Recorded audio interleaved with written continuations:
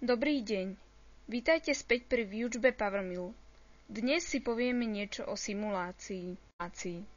Simulácia je asi najzaujímavejšia časť procesu tvorby NC programu, pretože si pri nej pozriete, ako vaše stratégie fungujú. Najprv je potrebné vyvolať panel simulácie. Klikneme na Zobraziť, Lišty a Simulácie.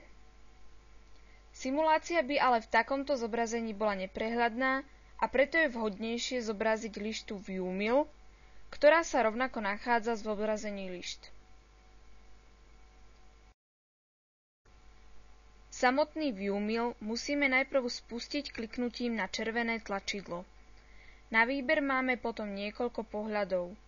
Prvý ruší predchádzajúce pohľady a vracia nás späť do klasického prostredia PowerMillu. Druhý je dynamický pohľad, ktorý je v nízkom rozlíšení a tak umožňuje počas simulácie natáčať pohľad a zoomovať. Nasledujúce dva pohľady sú vo vysokom rozlíšení a teda s nimi nie je možné manipulovať. Prvý ponúka tieňovaný pohľad a druhý k nemu pridáva aj odrazy svetla. Dúhový pohľad zobrazuje odlišné dráhy odlišnými farbami.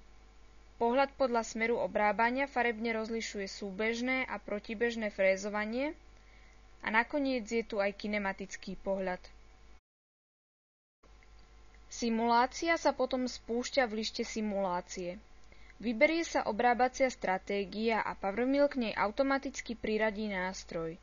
Na zobrazenie nástroja v simulácii je potrebné mať zapnuté jeho vykresľovanie.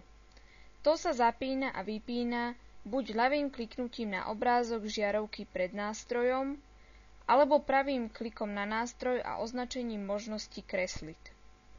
Po tomto nastavení by ste mali vidieť polotovar s nástrojom v žiadanom pohľade. Zostáva len nastaviť rýchlosť simulácie. Pretože obrábacie časy môžu prekročiť niekoľko hodín, je dobré nastaviť rýchlosť simulácie na maximum. Potom simuláciu spustíte a ovládate tlačidlami, ktoré sú všetkým známe z hociktorého prehrávača, či už videa alebo audia. Pre ukážku simulácie ju teraz môžeme spustiť.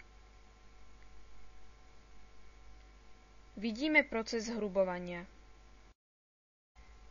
Strihom sme sa preniesli na koniec hrubovania. Keďže máme zapnutý pohľad podľa smeru obrábania, vidíme farebne rozlíšené súbežné a protibežné frézovanie. Prepnime sa teraz do tieňovaného lesklého pohľadu a spustíme zvyškové obrábanie.